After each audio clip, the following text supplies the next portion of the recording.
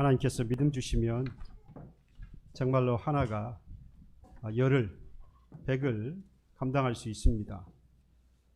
오늘 찬양과 같이 믿음으로 살아서 우리 한 사람 한 사람이 세상의 열을, 세상의 백을 상대해서 복음을 전하면서 믿음의 삶을 살아가서 하나님께 영광을 돌릴 수 있기를 바랍니다. 한 주간도 그런 모습으로 살아오신 것 같아요. 예. 1997년 로베르토 베다니 감독의 작품 인생은 아름다워, 여러분들 보신 분들이 많이 있을 거예요. 워낙에 유명한 작품이라서 나무주연상을 비롯해서 아카데미 상을 여러 분야에서 노미네이트 되면서 명작으로 손에 꼽힙니다. 장르는 블랙 코미디예요. 왜 그러냐면 제목은 보니까 인생은 아름다워인데 그 내용은 인생이 아름답지 않아요. 제목과 그 내용이 많이 다릅니다. 잠깐 그 내용을 제가 말씀을 드리면, 시골에서 한 청년이, 귀도라고 하는 청년이 올라와서 도라라고 하는 여인을 만나 가정을 꾸립니다. 그리고 두 사람 사이에 조수아라고 하는 아들이 태어나요. 참 단란한 가정을 꾸리면서 살아가게 되는데, 이 조수아가 5살 되던 생일날에 갑자기 독일군이 집에 쳐들어옵니다. 그리고 아내와 그 아들을 지프에, 군용 트럭에 태우고 떠나는 거예요. 이 모습을 본 아버지가, 귀도가 가만히 있을 수 없잖아요. 그래서 달려가서 같이 가게 됩니다. 포로가 되는 거예요, 스스로. 그래서 포로 수용소에 이제 모두가, 가족이 다 갇히게 돼요. 근데 엄마하고는 떨어졌죠, 여자니까. 그래서 이 아들과 아버지가 같이 이 포로 수용소에 갇혀 있는데, 아무래도 이 포로 수용소에 갇혀 있으니까 아들이 얼마나 불안하겠어요. 낯선 환경인데 거기다가 많은 사람들이 와서 이렇게 갇혀 있는 모습을 보면서 아마 불안했겠죠. 이것을 한 이 아버지가 아들에게 안심시켜 주려고 이렇게 이야기합니다. 여기 지금 우리가 단체 게임을 한다. 그래서 1000점이 넘으면은 우승을 해서 실제 탱크를 선물로 준다. 그러니까 아이의 귀에는 이건 뭐 그냥 장난감 탱크도 아니고 진짜 탱크를 준다 그러니까 얼마나 좋았겠어요. 그래서 어려운 상황이지만 그런 마음을 가지고 시간을 보내게 됩니다. 그 과정 가운데 죽을 고비도 넘기고요. 여러 가지 상황들이 전개되는데, 이제 점점 이 종전이 가까워오는 거예요. 근데 이제 전쟁이 뭐 끝나가면 일본도 마찬가지고 어느 나라도 마찬가지지만 포로들을 죽이죠. 돌려보내지 않습니다. 대부분 다 처형을 시킵니다. 보니까 이 자꾸 군용 트럭이 나갔다가 빈 트럭으로 돌아오는 거예요. 그래서 알아봤더니 이 포로들 죽이는 겁니다. 그래서 이 아버지 귀도가 아들을 데리고 탈출을 시도해요. 그런데 경비병에게 잡힙니다. 아들은 이제 다행히 숨겨놨고, 그래서 아들이 이 틈으로 아버지와 경비병의 이 상황을 보고 있어요. 이걸 보고 있는 것을 알고 이 아버지가, 만약에 이 상황이 당연히 이제 죽게 될 건데 이 상황을 아들이 보고 어떤 그런 동요가 일어날까 싶어서 아들을 위해서 아주 우스꽝스러운 그런 이렇게 행동, 한 걸음으로 아주 우스꽝스러운 그런 모습으로 이 길을, 캄캄한 골목과 같은 길을 이렇게 가게 됩니다. 그리고 시간이 좀 지나니까 총소리가 나는 거예요. 이 아이는 이제 숨어 있다가 어떻게 된 상황인지 모르죠. 시간이 지나서 해가 떴는데 이제 수용소 마당에 나온 겁니다. 사람들은 없어요. 혼자 덩그러니 나왔는데 마침 그때 미군 탱크가 지나가는 거예요. 이 아이가 그래서 무슨 생각을 했느냐. 이겼구나, 우리가. 단체 게임에서 이겼다 이거예요. 네, 선물을 아버지가 말한 대로 진짜 탱크를 이제 선물로 받았다는 거죠. 마침 엄마를 만나게 돼서 그 엄마를 부둥켜 안고 그 이야기를 합니다. 아빠가 말한 대로 진짜 탱크를 선물로 받았다. 그러면서 나중에 이제 이 이 아들이 조수아가 이제 어른이 되어서 마지막 나레이션을 하면서 이 영화가 마치게 되어지는데, 말씀을 드린 대로 여러분 내용이 어떻습니까? 결코 이 아름다운 인생이라고 말하기에는 좀 마음이 착잡해지지 않습니까? 그런데 이 제목은 인생은 아름다워예요. 내용은 그렇지 못하지만 여러분, 같은 시대에 같은 상황에 같은 환경을 만나면서 살아가는 사람들인데, 누군가는 그 인생이 아름답다라고 이야기하고, 누군가는 그 인생이 괴롭다 또는 지옥 같다, 고통스럽다라고 이야기하는 사람들이 있습니다. 전혀 다른 시대에 전혀 다른 상황을 살아가고 있고 전혀 다른 어떤 위치의 사람들이라고 한다면 뭐 얼마든지 이해할 수 있는데, 같은 상황에서 지금 보면 이 아들과 아버지 엄마의 상황, 지금 주변의 상황은 똑같잖아요. 그렇죠. 근데 누군가에게는 그 인생이 아름답게 보이고, 누군가에게는 견디기 힘든 그런 어려운 힘든 인생이더라는 거죠. 여러분들 스스로에게 한번 물어보십시오. 지금 살아가는 내 인생이 과연 나는 내 인생은 땡땡땡이다, 뭐라고 여러분들은 이야기할 수 있겠습니까? 지금까지 살아온 내 인생은 아름답다, 또는 지금까지 내가 살아온 인생은 괴롭다, 뭐 여러 가지로 정의를 할 수 있겠지요. 오늘 댁에 돌아가시면 항상 그런 이야기 자주 하잖아요. 가족이 모여 앉아서 야, 네 인생은 지금 뭐냐? 한번 물어보세요. 아내에게, 남편에게. 야, 그러지 마시고 당신, 여보 하시면서 한번 물어보세요. 뭐라고 이야기하는지. 누군가에게는 말씀을 드린 대로 아름답다, 또 누군가에는 같은 상황임에도 불구하고 참 슬프고 괴로운 인생이다 라고 말을 할 것인데, 여러분, 제가 오늘 이 본문의 말씀을 오늘 이렇게 말씀을 드리는 것은, 오늘 본문의 말씀을 보니까 이 예수님의 모습이 전혀 다르게 보이는 거예요. 너무 슬프고 너무 외로워 보이는 겁니다. 그전에만 해도 예수님께서 가장 외롭고 가장 슬픈 상황은 십자가에 달려 돌아가시는 그 상황. 아무런 죄도 없이 모든 사람들의 죄를 용서하기 위해서 대속의 십자가를 지는 바로 그 현장, 아무 말씀도 하지 않고 담담히 그 십자가를 홀로 지시는 바로 그 모습이 정말로 외로운 모습으로 보였는데, 그때보다 오늘 이 본문의 말씀에 나오는 예수님이 제 마음속에 훨씬 더 외로운 그런 예수님으로 보였습니다. 왜 그러느냐? 오늘 읽지는 않았습니다만 앞에 1절부터 26절 1절부터 시작해서 이렇게 말씀을 보면, 당시의 유대인들과 특별히 대제사장들, 장로의 유대인들 가운데에서 장로된 사람들, 백성의 장로들, 그리고 이러한 사람들이 가야바라고 하는 대제사장의 관정에 모였다라고 했습니다. 왜 모인 줄 압니까? 예수를 잡아 죽이려고 하는 모의를 하고 있었던 거예요. 그래서 틈만 나면, 시간만 된다면 어쨌든 예수를 잡아서 죽이려고 하는 모의가 이루어지고 있었어요. 뿐만 아니라 여러분, 천국 복음을 예수님께서 전하시고, 그리고 말씀을 가르치시고, 연약하고 병든 자들을 위로하시고 치유하시고, 굶주린 백성들에게 먹을 것을 주셨던 그 예수님을 향하여서 주의 제자들이 어떻게 했습니까? 그 주의 제자들이 그 예수님을 향하여서 오늘 본문에서는 어떻게 나오지요?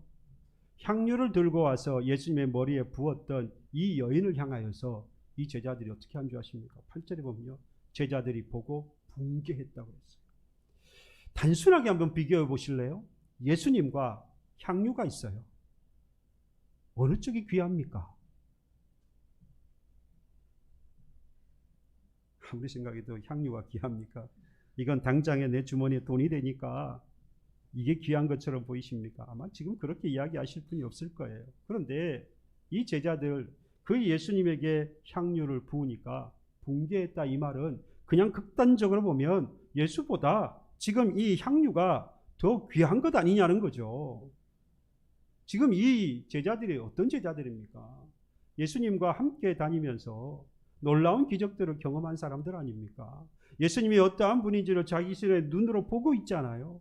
그러면 이 여인이 향유를 부을 때에 이 제자들이 뭐라고 해야 되겠습니까? 야, 그거보다 더 귀한 걸 부어야 되지 않겠니? 뭐 이 정도는 돼야 되지 않겠어요? 그런데 오히려 그 여인을 향해서 붕괴를 하고 있어요. 심지어 이후에 가서 우리 하반절에 가서 보면 뭐라고 나옵니까? 가룟 유다가 이후에 대제사장을 찾아가서 내 스승 예수를 넘겨줄 테니 얼마를 줄랍니까? 은 30을 주겠다 그러니까 그것을 받고 예수를 넘겨주기로 해버렸어요. 스승을 돈 받고 팔았다 이 말입니다. 지금 예수님의 상황이 지금 이래요. 정말로 예수님은 홀로 남아서 정말 외로운 상황에 처해 있는 것입니다. 누구도 예수님에 대해서 이해가 없고 누구도 예수님이 어떠한 분이신지 알고 싶어 하지도 않은 것 같고 그 예수님의 지금 상황이 얼마나 힘들고 어려운 상황으로 가고 있는지에 대해서 아무도 모르고 있는, 이해하려고도 하지 않고 관심도 없는 그런 상황에 홀로 남겨져 있는 겁니다. 뿐만 아니라 이 향유 이 한 옥합을 가지고 와서 깨뜨려서 예수님의 머리에 부었던 이 여인도 한번 보세요. 이 여인의 이 행동을 보고 누구도 칭찬하지 않아요. 제자들이 뭐라 그랬습니까? 붕괴했다고 했잖아요. 칭찬하는 사람이 없어요. 마가복음 14장에 보면 이 모습을 이 여인이 가져왔던 향유를 보고 300데나리온에 팔아서 가난한 자들에게 줄 수 있겠다라고 말하면서 여인을 오히려 책망을 합니다. 왜 허비했느냐? 왜 낭비했느냐? 이 여인이 어떻겠습니까?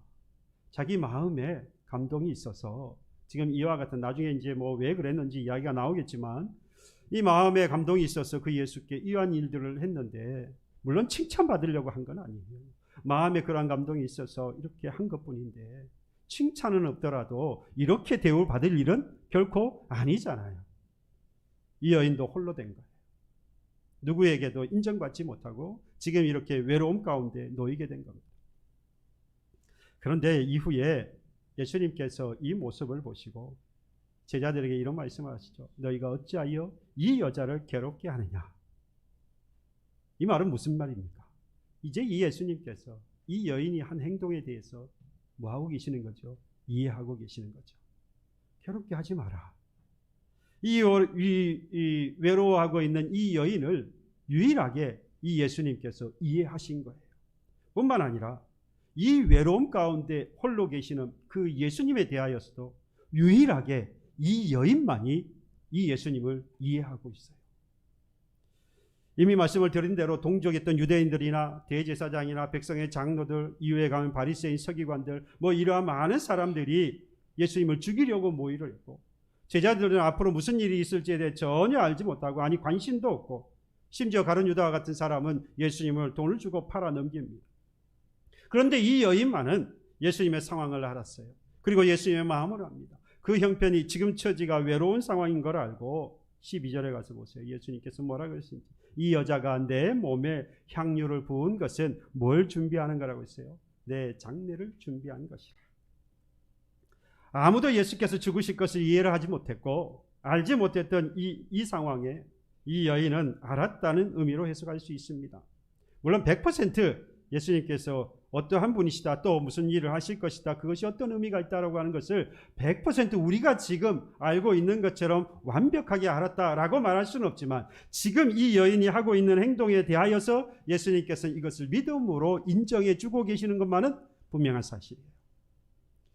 반면에 그러면 이 주변에 있었던 예수님이 주변에 있던 이 사람들이 바로 이 예수님과 그리고 이 향유를 예수님의 머리에 부었던 이 여인들을 왜 이 여인의 마음을 왜 몰라주고 외롭게 만들었을까? 여러분 왜라고 생각하십니까? 이게 이유가 뭘까요? 도대체 이 사람들은 왜 예수님과 그리고 이 여인에 대하여서 이와 같이 외롭도록 만들었을까? 너무 간단해요. 그 마음에 시기와 질투의 마음이 있었기 때문입니다. 여러분 이 시기와 질투라고 하는 것은 이후에 말씀을 또 드리겠지만 상대를 죽이는 게 아니고요. 이 시기와 질투는 반드시 돌아서 나를 죽이는 것이 바로 시기와 질투입니다. 보십시오. 이스라엘의 명절이 되어지면 죄수 가운데에서 한 사람을 풀어주는 관례가 있습니다. 그래서 이 명절이 되어서 이 빌라도가 백성들에게 이야기합니다. 당시에 예수님께서 잡히셨을 때에 바라바라고 하는 죄수가 잡혀 있었습니다. 여러분 이 바라바는 소개하기를 뭐라고 해놨냐면 유명한 죄수라고 했어요. 이름을 날린 사람. 그 말은 이스라엘 사람들 중에서, 예루살렘에 있는 사람 중에서 이 사람이 얼마나 극악무도한 사람인지 모르는 사람이 없다 이 말이에요. 예수님과 비교할 수 없지요. 빌라도가 이야기합니다. 이 바라바와 그리스도라고 하는 예수 중에 누구를 놓아주랴? 사람들이 뭐라고 외칩니까? 바라바라. 예수는 뭐하라고? 십자가에 못 박아 죽이라. 사람들이 분개하면서 그 예수를 십자가에 못 박아 죽이고 바라바는 놓아주라고 그들이 이야기합니다. 이때 예수 십자가에 못 박아 죽이라 라고 말했던 바로 그 사람들을 마태복음 27장 18절에 이렇게 소개해요. 그들이 예수를 시기하여 빌라도에게 넘겨주었다라고 했습니다. 뭐 해서 넘겨줬다는 거예요? 시기했어요. 누구를요? 예수님을. 예수님이 어떤 분이셨어요? 말씀을 드린 대로 천국 복음을 전하시고 하나님의 말씀을 가르쳐 주시고 연약하고 병든 자들을 고치시고 위로해 주시고 먹을 것을 채워주셨던 그런 예수님 아닙니까? 그런데 그 예수님을 뭐 했어요? 시기했어요. 그리고는 십자가에 못 박아 죽이라고 그들이 분개를 하면서 소리를 지르고 있는 겁니다. 함성을 지르고 있는 거예요. 이 사실을, 이들의 마음을 빌라도가 알고 예수를 십자가에 못 박게 했다는 겁니다. 여러분, 그 결과가 뭡니까? 그들이 원했던 대로 됐어요. 예수를 십자가에 못 박아 죽였습니다. 그런데 그 십자가에 못 박아 죽임으로 인해서 그들은 그리스도를 죽인 자라고 하는 죄를 범한 자로 영원히 남게 되었어요. 여러분, 하나님이 동생 아벨의 제사를 받으시고 형 가인의 제사를 받지 않았잖아요. 그랬을 때 이 가인이 아벨의 제사만 받고 자신의 제사를 받지 않는 것을 보고 그 동생에 대해서 뭐 했느냐? 질투했어요. 질투. 결과가 어떻게 됩니까? 동생을 살인하는 살인자가 되고 말았습니다. 사울 왕은 어떤 줄 아십니까? 사울 왕은 전쟁에 나가서 큰 승리를 거두었던 위대한 왕입니다. 근데 어느 날 다윗이 이제 전쟁에 나가서 승리를 하고 돌아오는데 상황이 자꾸 바뀌는 거예요.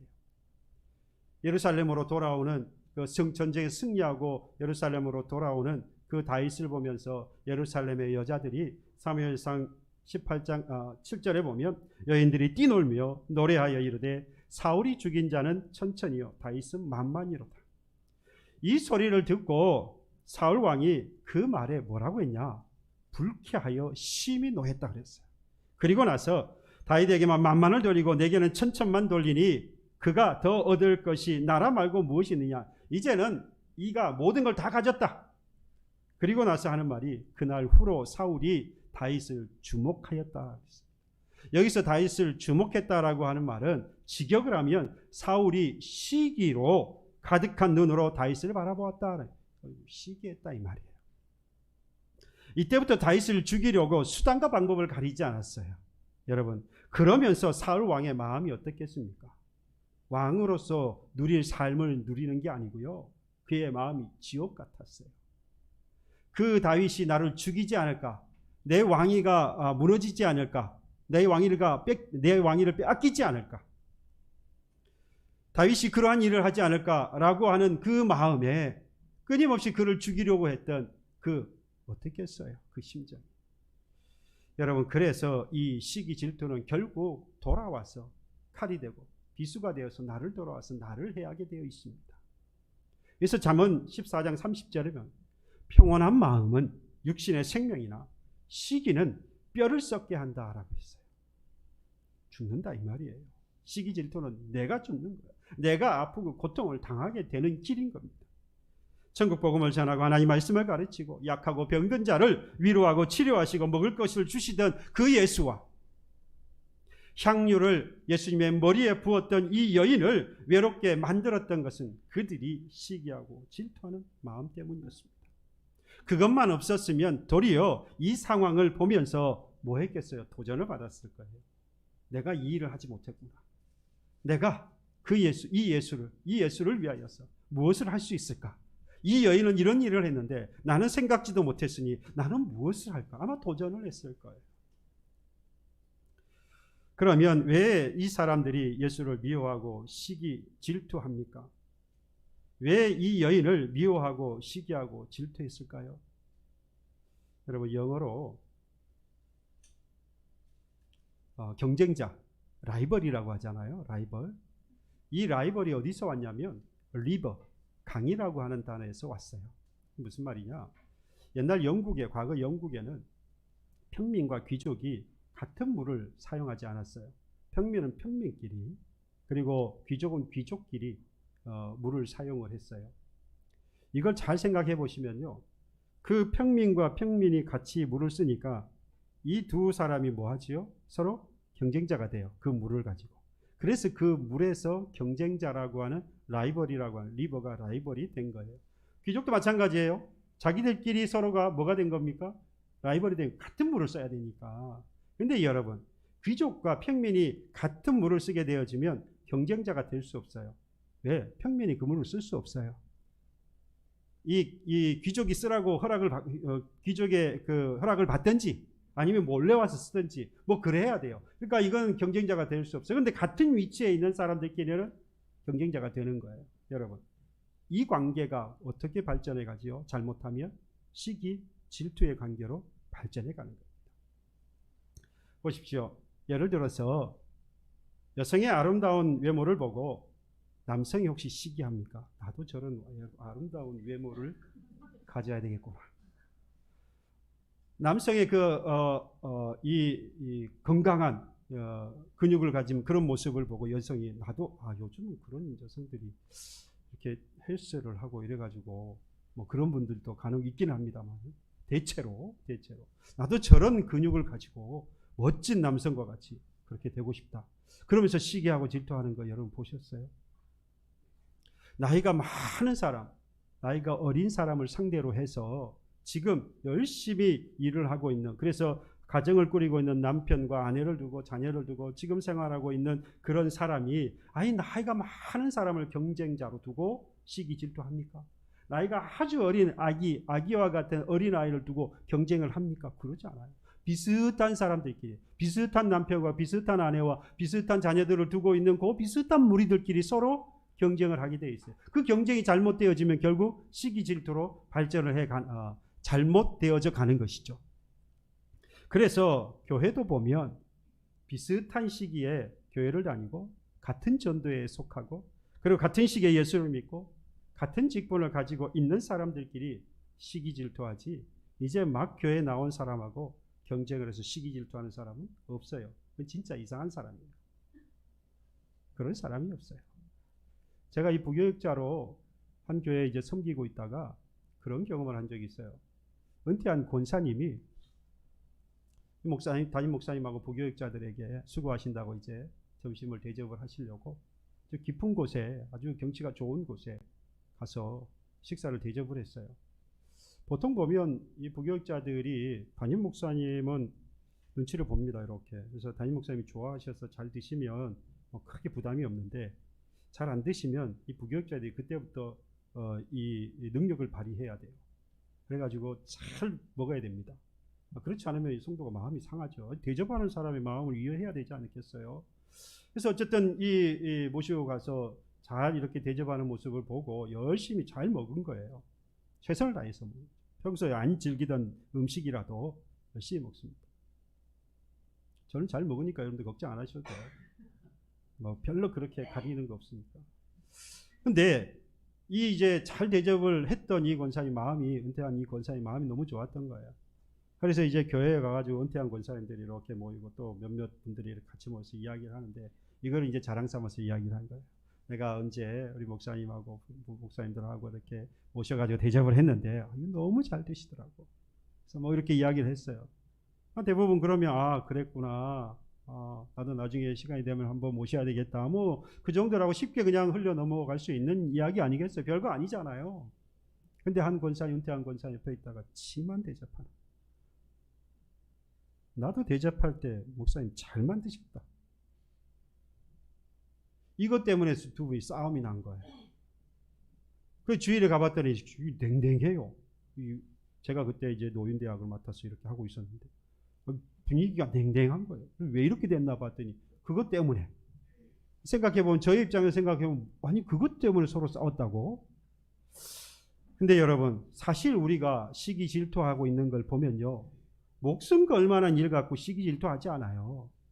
우리가 시기 질투하는 걸 이렇게 미워하고 시기하고 질투하는 거 보면요, 다 고만고만한 것 가지고 시기하고 질투해요.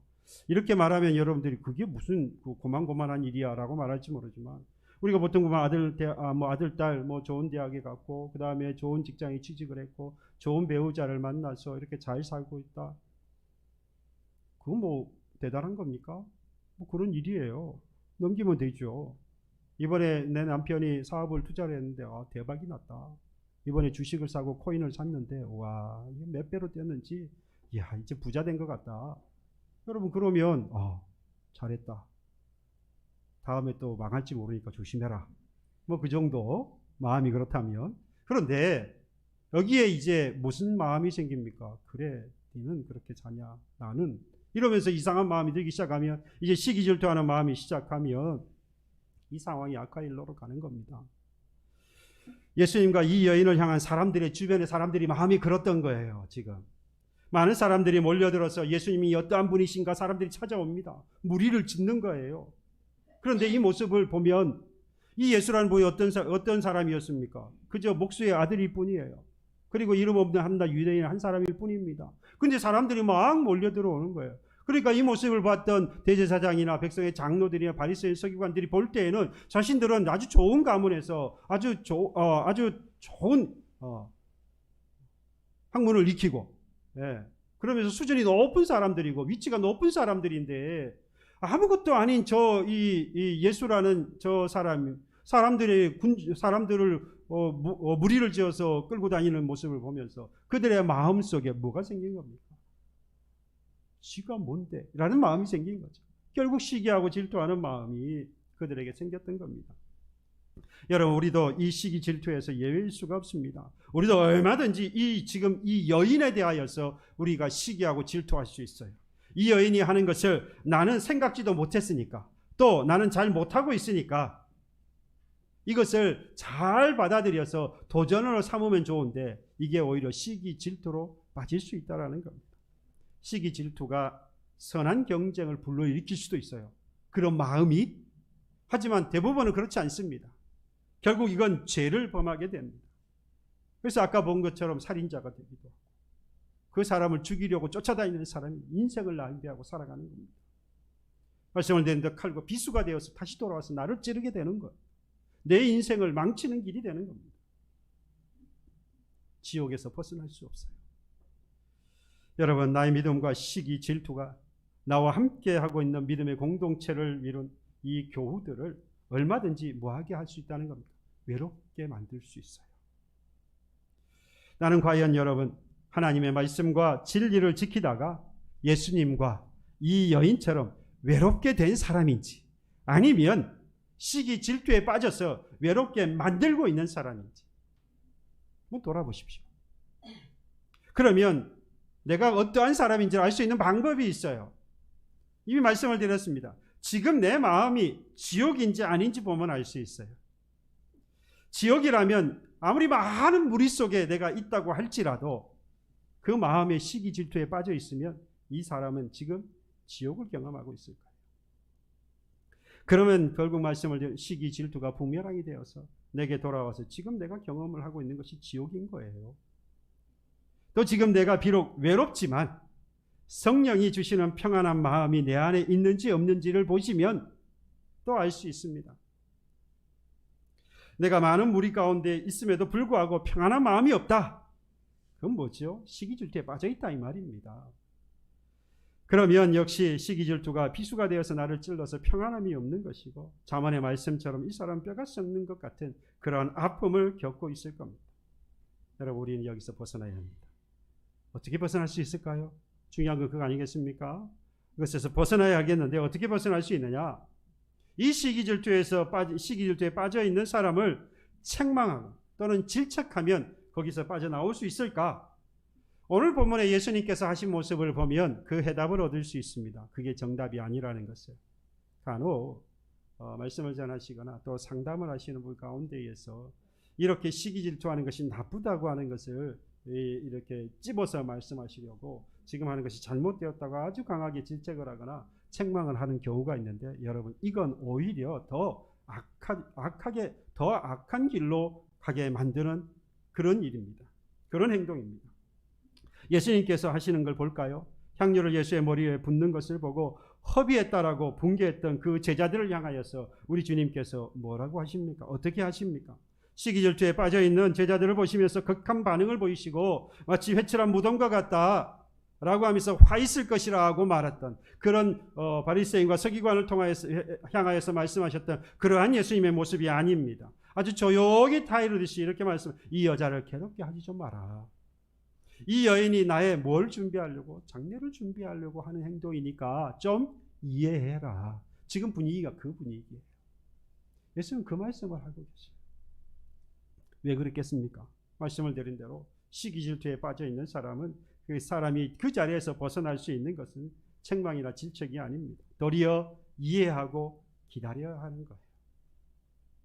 비슷한 위치와 상황에 있는 사람들 사이에 시기질투이기 때문에 격하게 반응하고 격하게 싸우고 격하게 책망하고 질책을 하면 오히려 독이 되는 겁니다. 악한 일로 걷게 되는 겁니다. 그래서 야고보서 3장 16절에 이렇게 말씀해요. 시기와 다툼이 있는 곳에는 혼란과 모든 악한 일이 있다라고 말씀합니다. 시기 질투에 빠져서 믿음의 공동체를 혼란과 악한 일을 만드는 자가 되지 않으려면 여러분 이와 같이 기도할 필요가 있습니다.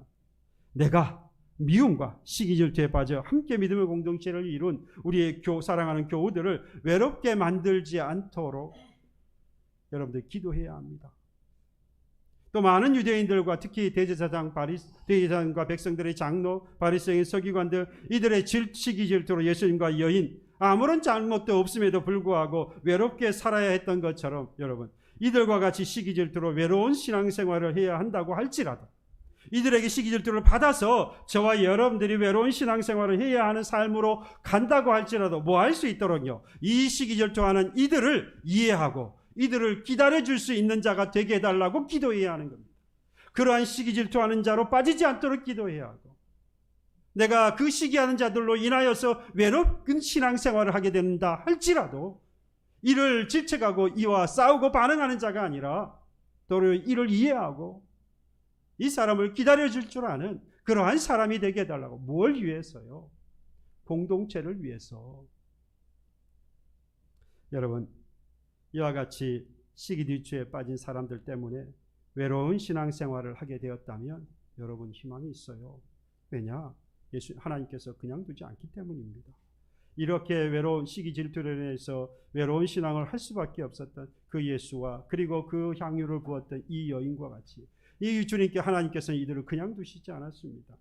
마치 그 예수님을 위로한 향유를 부었던 여인이 있었던 것처럼 이 여인에게도 예수님께서는 그를 위로하셨습니다. 12절 13절을 보면 이 여자가 내 몸에 이 향유를 부은 것은 내 장례를 위하여 함이니라. 내가 진실로 너희에게 이르노니 보십시오. 온 천하에 어디서든지 이 복음이 전파되는 곳에서는 이 여자가 행한 일도 말하여 그를 기억하리라. 복이 전해지는 곳이면 이 여인이 했던 것이 다 전해질 거라는 거예요. 이 여인이 얼마나 귀한 일을 했는지 이 여인의 칭찬거리가 되어서 이 복음이 전해진 모든 사람들이 다 알게 될 거라는 거예요.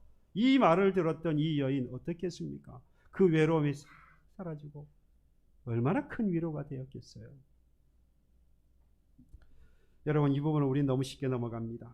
예수께서 이 여인의 행동을 보고 칭찬하셨다라는 것을 이해할 때에 값비싼 것을 하나님 앞에 우리 예수님께 드렸기 때문에 우리 예수님이 마치 칭찬하신 것처럼 이해해서는 안 되는 거예요.